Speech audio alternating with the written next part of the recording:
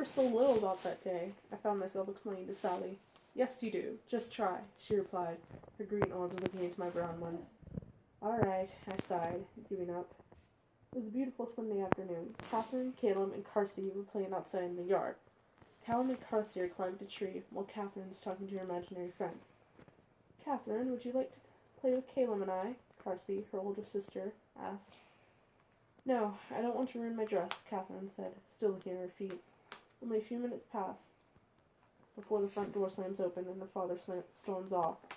Father, Carsey and Calvin called after him. Catherine paid no attention. Children, come, supper's ready, the children's mother called, wiping her tears away. Their mother placed Caleb, who was only 3 at the time, inside of his chair. Mother, why hasn't father sat down yet? Catherine asked, watching her mother. There was a loud crash as her mother dropped the pan she was holding and hurried off. Carsey grabbed a crying Caleb and stared at Catherine. What's wrong, Carsey? Catherine asked, noticing her sister's strange behavior. I don't understand you, Catherine. Just do the dishes and go to bed, Carsey said. Her tone was disappointed. As Catherine was doing the dishes, she saw someone standing by the fire. Bonjour, she asked, confused. No one answered. Stop laughing! I am just reading what you wrote. I know. She asked, confused. No one answered. Again she asked, louder this time. Bonjour! Once again, no one answered. She stepped closer, but before she could get any closer, her sister stepped in front of her. Imbecile, who are you talking to? Carsey asked. There was someone standing by the fire, Catherine insisted. No, there wasn't. Just get to bed, Carsey snapped, pointing toward Catherine's room. Ah, you guys never listen to me, Catherine screamed before running off. The next day was a blur. After lunch, Carsey and Caleb were helping their mother clean up. Catherine was outside. At some point, the house caught fire, killing everyone in the house. Catherine, seeing this, took off running. I'm sorry, but that was just way too gruesome for me to do. What? Mexico killed everyone in the house. The youngest person was like 3. Not wanting to be placed into a girl's home. When police found her, 3 days later, they took her to the girls'/orphanage. She stayed there for 3 weeks, to which the orphanage caught fire once more. The police were baffled by how Catherine kept surviving. 3 days passed once more. When they found her the next time, she had sewn what looked like wings onto her back. They were all surprised that she had survived. What happened here, Catherine? The policeman asked, kneeling down next to her. You told me that I could be a fairy, she answered, looking over at him. Her greenish-brown orbs stained with tears, and her hair flowing in the autumn wind. I found her, the officer called to the others. Where are we going? The small child asked curiously. To a very special place, the officer said, as he picked up the little 6-year-old.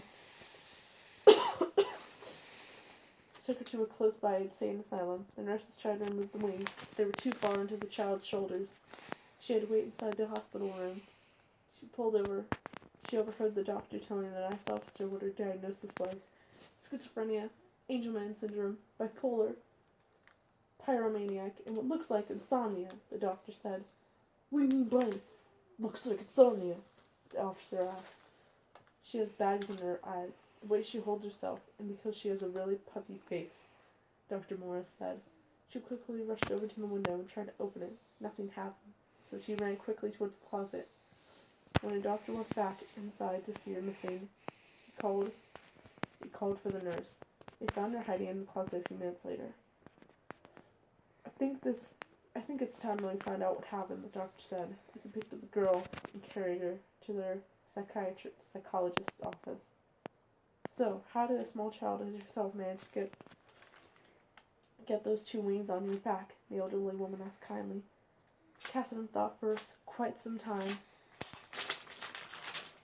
Finally, it came to her. My friend, he helped me. He said that a special girl like me needed special wings like these. The small girl explained. The psychologist looked at the little girl before asking, does this friend have a name? The small girl looked at her, sighed, and said, his name is Slender Man. I think that's enough for today, the woman said. Catherine was shown to her room afterwards. After a month passed, everything seemed fine. Catherine was going to see the psychologist about twice a week. She seemed to be doing fine until one Tuesday morning. says Thursday. She sat down in her seat, waiting for her psychologist to come. Good morning, young Catherine. How are you doing today? The elderly woman asked as she shuffled into the office. Something snapped inside of Catherine at the sound of her name. My name's CrisCros, not Catherine, the young girl snapped. The woman, taken aback by the young girl's harsh tone, asked very calmly, Who told you that? Was it your friend Slender Man? No, it was my other friend. Her name's Sally, the girl replied, swinging her legs back and forth. A week afterwards, the orphanage burned down. Taking the lives of everyone inside, Sally found CrisCros outside, sewing stitches into her wrists. Hey, Sal, I'm ready to go, CrisCros said excitedly. Sally took the young girl's hands and led her to Slender Man. You must be CrisCros.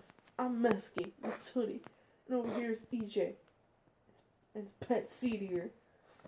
The boy in a yellow hoodie said, as she walked forward. Nice to meet you. This is Fairy, my pet raven, CrisCros said, holding out her arm as the raven flew down. When did you get a pet? Sally asked curiously. I don't remember, CrisCros shrugged. I love that story, Sally said, hugging her best friend. Not as much as I do, I said, smiling kindly. How's your mark feeling, CrisCros? EJ asked, walking into our bedroom. Feels fine. Can't even tell it's there, I replied, lifting my left foot up to see the proxy mark on my ankle. Are you two going off about something that happened almost 150 years ago? Again. Oh wait, no, it's Ben. Are you going off about something that happened almost 150 years ago? Ben asked, stepping outside of my computer.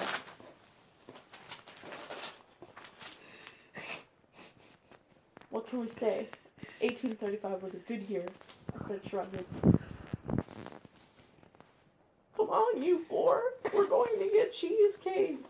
He yelled, running down the hallway. I rolled my eyes before turning towards Sally. Come on, we have to get going. You know how impatient Slendy gets. I said, standing up. Fairy flew out the open window to meet me downstairs. How is it? That when you first moved here, you were only 6, and now you're 12. When are you going to die? EJ asked me. I am dead, if you remember correctly. I let one of my diseases take over, slit my throat, and then Sally had to stitch me back up. I sighed, pointing toward my throat. Someone that smile out of his frame, he yelled. I sighed and walked over to Smile's picture. Come on, let's go, I said, looking at him. He jumped out of his painting, and we headed downstairs. Grabbing my weapons, I headed out, looking behind me, at my lovely, happy family. You are not allowed to set fire to this forest, Slendy said, looking down at me. Fine. So who are we after? I asked, looking back at Masky and Hoodie. We're not after anyone. We're going to be putting up... Oh, wait, no. We're not after anyone. We're going to be putting back our letters. Ben said excitedly. What do you mean, we? You're not even a What do you mean, we? You're not even a proxy. EJ joked. No, but it beats being in a video game all day, he said. Why is Smile with us? I asked, looking down at the demonic animal. Why is Fairy with you? And Seed Eater with AJ, or EJ, a familiar voice asked. Fairy is always by me, Jeff, I said boredly. Same with Smile, Jeff snapped cruelly. May I remind you that I'm no one's pet, because I'm older than you both, Smile growled. EJ, you and Jeff go that way. Sally and CrisCros go that way. And Masky, Hoodie, and Ben go back the way we came, Slendy said, pointing all towards different directions with his tentacles.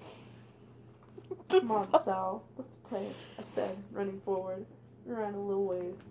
Came across a guy walking. Chris, don't do it, Sally said, glaring at me. What's she gonna do? I'm just kidding. But it's fun, I said as it came out from the trees. Sweet dreams, I said as the area caught fire.